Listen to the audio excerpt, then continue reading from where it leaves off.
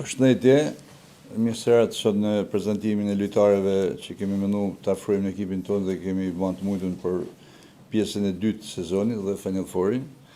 Pak me vonesë, me thënë vërtetën, sepse lojtarët kanë ardhur qysh në muajin janar, por për arsye objektive sepse një pjesë e lojtarëve ishin të angazhuar edhe me aktivitete ndërkombëtare, kështu që kishim dëshirë që t'i banim prezantimin tonë lojtarëve në njëjtën kohë, kështu që u shty pak prezantimi këtyre.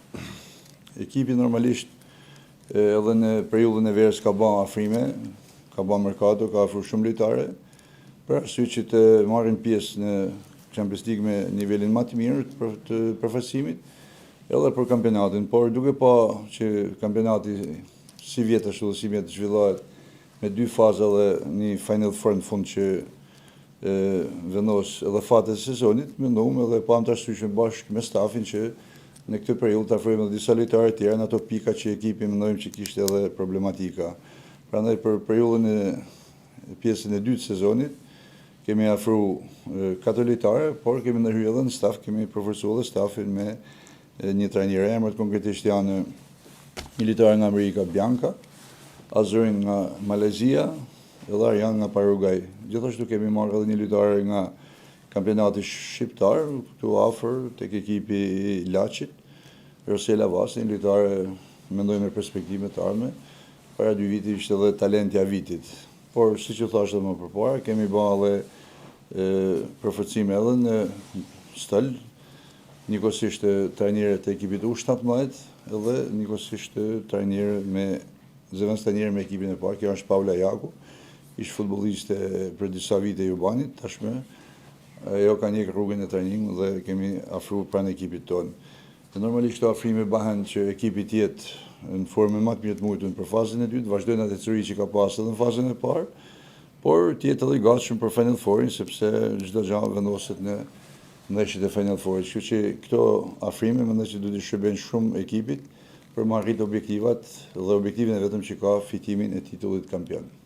Vazhdoni të jeni sërish kundër idesë së Final Fourës? Me qenë se keni mundur të gjitha ekipet kundërshtare në fazën e parë. Dhe a i drojnë një padrejtësi ndoshta ose një garje drejtë të fazë? Unë kam shpreh mendimin tim të futbollit femër, sidomos këtu Final Fouri nuk është për mua nuk është produktiv për disa arsye. E para nuk ka barazi në mes të ekipit, sepse një ekip që bën diferencën gjatë gjithë kampionatit, ne jemi aktualisht 5 pikë larg vendit dytë në fazën e parë, që mendojmë që kjo distancë edhe mund të thedhohet, kështu që i bën që ta vëmë kampionatin në garë, ndoshta me një ndeshje mund zgjidhin gjithçka, që mund të jetë shumë faktor, mund të mos jetë edhe kjo që thuhet i padrejtësia, por mund të jetë edhe fati, mund të jetë edhe momenti i keq i ekipit, kështu që nuk është që për një ndeshje të zgjidhet fati i sezonit, ku një ekip investon për 12 muaj. Megjithatë, ne jemi detyruar për me edhe për këtë kemi bërë këto përforcime, që ekipi mos të ketë asnjë problem në përbamjen e vet, vetëm të ketë dublime në çdo repart, edhe të jeni gatshëm që në Final Four të ketë këtë vazhdimsi që kishte në kampionat. Duke kthyer tek merkato, është kjo vazhdimi evropiane apo do të ketë edhe ndoshta përforcime të tjera për Kupat e Evropës? Këto lojtarë që janë afruar, kemi lojtarë që janë edhe për pjesën tjetër të sezonit për vitin e ardhshëm. Një ndër këto është Rosela Vasa, është me kontratë më të gjatë se ky sezon. Po kështu kemi me 3 lojtarët kemi opsionin e klubit, që klubi nëse këta kanë performancë mirë, këto mund të jenë pjesë e ekipit edhe për sezonin tjetër, por qëllimi kryesor është ky sezon, por opsioni në kontratë është edhe për sezonin që vjen. Të shtuan në dritën e projektorëve me skuadrën e vendit Gramsci. Një sfidë interesante? Sfidë. Realisht nga pikët është rivali kryesor i joni, sepse është në vendin e dytë. Mendojmë që është ekip i formatuar mas ekipit vllaznisë edhe nga pikët, por edhe nga përbamja që ka. Ekip me ka kualitete më rënd, është një ekip më shumë zhurmë se sa punë edhe pse është në vendin e dytë. Megjithatë ne që bëjmë ndeshje në stadium këtu nuk është qëllimi që të japim rëndësi ndeshjes, por është qëllimi të promovojmë futbollin e femrave dhe të promovojmë ekipin tonë realisht, sepse është një ekip që meriton gjithçka. Edhe zhvillimi i ndeshjes është normalisht udhëzim edhe nga federata që ekipet e vajzave të lozin aty ku lozin ekipet e djemve. Edhe ne s'kemi bërë si çfarë tjetër vetëm detyrën që këto vajzat lozin në ato ambiente që kërkohet për me luajtur, por nuk është vlerësim për kundërshtarin, është vlerësim për ekipin tonë. Drejtoresha e ekipit të Gramshit është shprehur se nuk do të largohet nga Shqipëria pa mundur vllaznim dhe pa i marrë titullin kampion. Mendoj që ja ka me vdekë në Shqipëri. Se di, ajo mendimi i saj, s'kam çfarë më bën koment për ta. Përshtrinim lidhje me merkaton, lëvizjet e reja, sa kënaqur jeni qoftë për stafin teknik në afrimin e zëvendëstanerës së ekipit parë të trajnerës parë të ekipit U17 Paolo Jaku, si dhe me vlerët e reja që janë hedhur në fushën e lojës. Mendoj që pothuajse gjithë lojtarët janë lojtarë me kualitet. Kemi marrë 2 portiere, që kemi, si thosh, siguru portën, se kemi problematika shumë mëdha të porta, sepse 2 portierët që kemi marrë shumë të re, dhe rajoni realisht nuk kryen mundësinë që të afrojmë portierët cilësore. Kemi marrë një portier, siç thash më sipër, portierin e kombëtarës së Malezisë dhe një portier nga Paraguay. Janë të dyja mendoj që janë kualitet i mirë dhe janë të denjta për me garantu portën.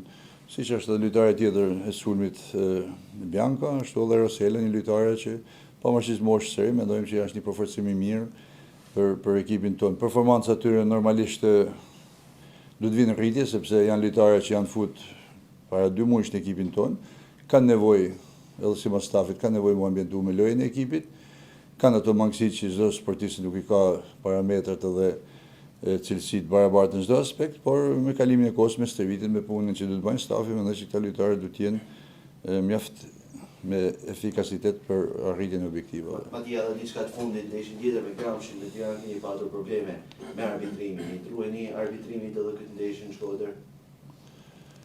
Pa një ekip i mirë do të bëjnë diferencë edhe nëse një arbitër gabon ose ndeshin keq mund të jetë edhe objektive ose subjektive.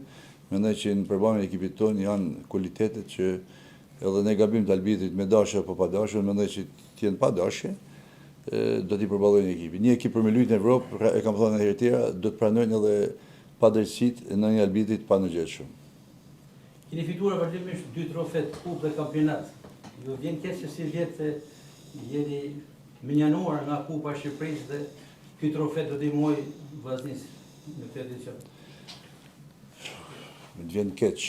Realisht ishte fajon që nuk morëm pjesë, nuk është, do ta pranojmë këtë, ishte gabimi jon, dikon me udhëtimin ishte problemi, në fakt, por gabimi jon, me gabimin do të paguajmë që nuk morëm pjesë 2 edicione. Mendojmë që vitin tjetër do të shtohet Oreksi sepse është edhe kupa objektivi e ekipit tonë. Me këtë performancë që ka skuadra deri tashmë, mendoni se jeni pranë të garantuar për kampion? Kampioni është vetëm java fundit që përcakton nëse ndeshja fundit.